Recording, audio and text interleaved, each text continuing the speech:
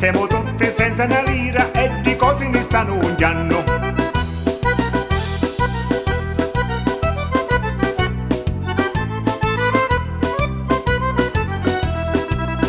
E questa cosa da mucca pazza aumentano le con la salsiccia e lo pisci è troppo caro ma ne buffamo con baccalaro.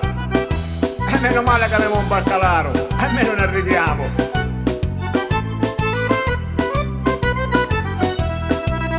C'è così mangia, canni cavallo, se mi vuoi e ci piglia lo sballo. A sua moglie ne comincia a lasciare, che vuole fare lo turi. Ma è troppo bello turi però, facciamolo sempre e non ne stanchiamo mai. Sono tutti spetti, i femminetti, quando si giocano sono tutti belli. Mangiano piglia che fanno la cura, ma la banana ci piace d'ora. E come cercano, come s'allippono.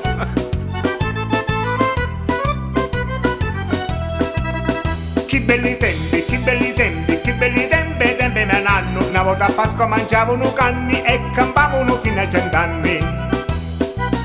Ora mangiamo, facciamo un po' durato un po' preparato, capoccia la ditta e potoletti seccati cineri. Ma quando è bella è la Sicilia, abbiamo solo magari mare e la carne è tutta buona, mangia menina che non ne fa male. Signori miei, mangiavano tutte cose che da Sicilia sono tutte cose fresche e naturali, pesce, carne, tutte cose mangiavano. Ma quando è bella è la Sicilia, abbiamo solo il magari mare, ma mangiavano tutte cose che sono fresche e naturali.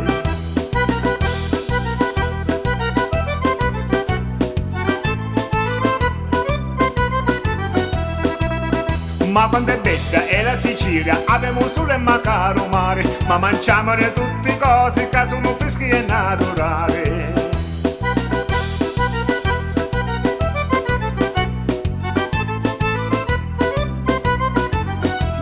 Signor Pino!